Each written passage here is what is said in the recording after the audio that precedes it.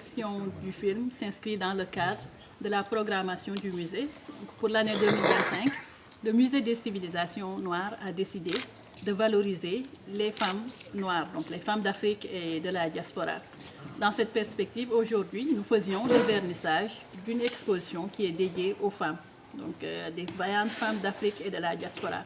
C'est dans ce cadre que nous avons fait la projection du film de Diabou Bessane intitulé Les mamans de l'indépendance. Cette projection est intéressante à différents niveaux parce que déjà, elle sort de l'invisibilité ces femmes qui se sont battues pour l'indépendance du Sénégal. Parce que dans les discours dominants, donc lorsqu'on raconte l'histoire du Sénégal, on parle souvent des hommes, on parle très peu des femmes.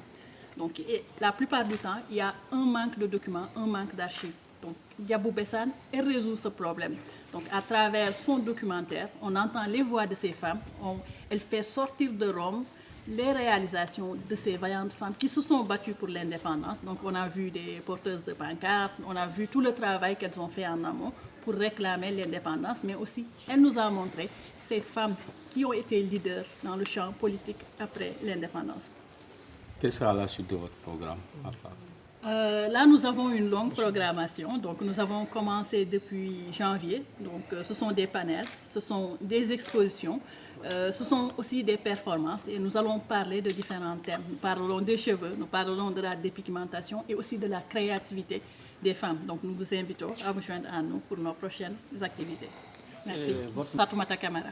Vous n'avez pas quelque chose à ajouter que vous avez? Mon dernier mot, c'est je vous remercie, donc la direction de la cinématographie, parce que je pense que ceci n'aurait pas pu se faire sans votre accompagnement. Donc on aurait juste fait le vernissage et je pense que cette projection a participé à renforcer l'idée que les femmes ont toujours été présentes et qu'elles sont actuellement ici. Donc nous avons plein d'activités à venir et nous vous invitons à vous joindre à nous. Que nous allons présenter. Donc ne soyez pas surpris de ne pas voir certaines figures. Ne soyez pas surpris si dans quelques jours ou dans quelques mois, parce que selon une certaine périodicité, les thèmes vont changer, donc certains personnages vont changer de lieu où on les a présentés.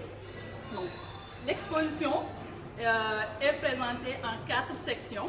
Donc, on a une section qui est dédiée aux luttes d'émancipation, une autre qui est dédiée aux femmes qui occupent des postes de décision au niveau politique.